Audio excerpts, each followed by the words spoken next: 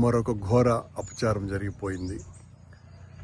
ఈ ప్రభుత్వం వచ్చిన తర్వాత వెంకటేశ్వర స్వామి ఆలయ ప్రతిష్టను ఇనుమడింపజేస్తాము, తిరుమల క్షేత్ర పవిత్రతను కాపాడుతాము, దేవాలయాల పరిరక్షణకే నడుం బిగిస్తాము అని ప్రగల్భాలు పలికినటువంటి చంద్రబాబు గారి ప్రభుత్వంలో ఈ 1.5 సంవత్సరాల కాలంగా తిరుమల ఆలయ ప్రతిష్ట పూర్తిగా మంటగలిపే విధంగా వాళ్ళ చర్యలన్నీ కూడా స్పష్టంగా కనిపిస్తున్నాయి.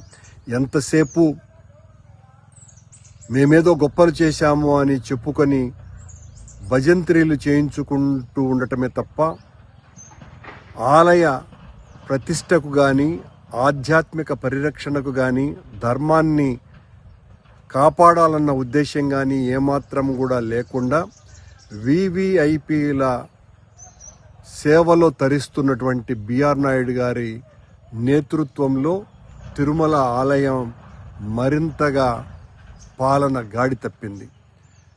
సాక్షాత్తు వెంకటేశ్వర స్వామి అగ్రజునిగా పూజలు అందుకుంటున్నటువంటి టీటీడీ ప్రధాన ఆలయాలలో ఒకటైనటువంటి గోవిందరాజస్వామి ఆలయ రాజగోపురం మీద ఒక తాగుబోతు కలశాల మీదకి వెళ్ళి అక్కడున్నటువంటి చిన్న విగ్రహాలను కాళ్లతో తొక్కుతూ అక్కడి నుంచి నాకు మందు కావాలి అని డిమాండ్ చేస్తున్నాడు అని అంటే భద్రతా వ్యవస్థ ఎంత దారుణంగా పడిపోయిందో తిరుమల ఆలయంలో టీటీడీ నిర్వహణలో దీన్ని బట్టి చూస్తే చాలా స్పష్టంగా అర్థమైపోతుంది. ఘోరాతి ఘోరమైనటువంటి అపచారం ఇది. మట్ల మహారాజుల కాలంలో నిర్మించినటువంటి రాజగోపురం, తిరుపతి పుణ్యక్షేత్రానికే అది ఒక ఐకానిక్ గోపురంగా ఉన్నటువంటి ఆ గోవిందరాజస్వామి రాజగోపురం మీద ఒక తాగుబోతు ఈ రకంగా పైకెక్కి, అందులోనూ ఆ తాగుబోతు పవనానంద స్వాముల వారి వీరాభిమానాన్ని కూడా తెలుస్తోంది. ఎక్కడికి పోతున్నాం?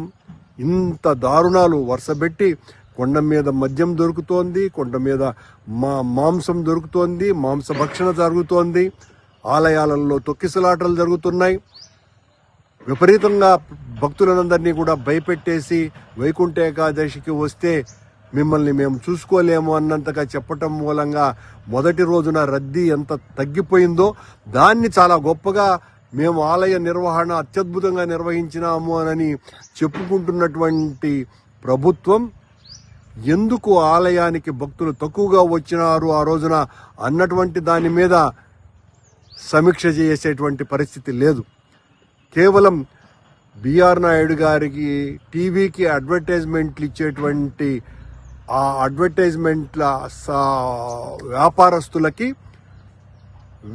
విఐపి దర్శనాల సేవలో బిఆర్ నాయుడు తరిస్తున్నాడు అని మాకు వచ్చినటువంటి ఇన్ఫర్మేషన్. బిఆర్ నాయుడు అనేటువంటి వ్యక్తి ఇస్తున్నటువంటి దర్శనాలు బయటికి రావాలా? బిఆర్ నాయుడుతో పాటు బిఆర్ నాయుడుకు భజన చేసేటువంటి బోర్డు సభ్యులు, మిగతా బోర్డు సభ్యులు ఎవరెవరు ఎన్ని రకాలుగా ఎంతమందికి దర్శనాలు చేయిస్తున్నారు అన్నటువంటిది ఎవ్రీడే టీటీడీ ప్రకటించేటువంటి సాహసం చెయ్యాలా? ఆ రోజునే అసలు వీళ్ళు సరిగ్గా ప్రవర్తిస్తున్నారా లేదా అన్నటువంటి విషయం మరోవైపున తెలుస్తుంది. భక్తుల గోడును పట్టించుకోవటం పూర్తిగా మానివేశారు. ఆలయాల పరిరక్షణ గురించి పట్టించుకోవటం మరో రకంగా పూర్తిగా నిర్లక్ష్యం చేసినారు. ప్రైవేటు ఆలయాలను వెంకటేశ్వర స్వామి ఆలయాలుగా, అనుబంధ ఆలయాలుగా తీసుకునేటువంటి యనమల రామకృష్ణుడు ఊరికి సంబంధించినటువంటి ఆలయాన్ని ఇప్పటి వరకు ఏ రోజున లేదు. ఈ రకంగా ప్రైవేటు వ్యక్తులు కట్టినటువంటి ఆలయాలను టీటీడీ తీసుకోవటం అన్నది ఏ రోజు కూడా జరగల. మొట్టమొదటిసారిగా ఈ కూటమి ప్రభుత్వంలో చంద్రబాబు గారి నేతృత్వంలోని పాలనలో తునిలో నియోజకవర్గంలో ఉన్నటువంటి ఒక గుడిని ఈ రకంగా టీటీడీ తీసుకోవటం అన్నది మరింత దారుణమైనటువంటి విషయం. సాక్షాత్తు గోవిందరాజస్వామి రాజగోపురం మీదనే ఒక తాగుబోతు వెధవ పైకెక్కి ఈ రకంగా నాకు మద్యం కావాలి అని డిమాండ్ చేశాడు అంటే ఎంత బరి తెగింపుకు అవకాశం కల్పిస్తున్నది ఈ ప్రభుత్వం. ఈ ప్రభుత్వం ఎంతసేపు జగన్మోహన్ రెడ్డి గారి మీద మా మీద దాడి చేస్తూ మేమేదో అన్యాయం చేశామనే మాటలు చెప్పటమే తప్ప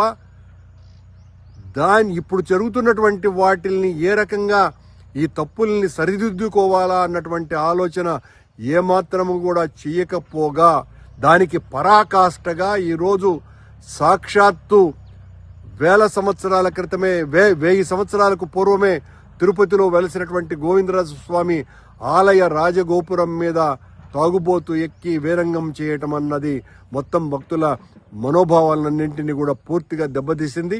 ఇలాంటి వాటి మీద కఠినమైనటువంటి చర్యలు తీసుకోవాల్సినటువంటి అవసరం ఉన్నది. ఈ కూటమి ఈ ప్రభుత్వం ఏమాత్రము కూడా ఆధ్యాత్మిక పరిరక్షణకు పూనుకోవటం లేదు. ఈ కూటమి వైదిక ధర్మాన్ని కాపాడటం లేదు.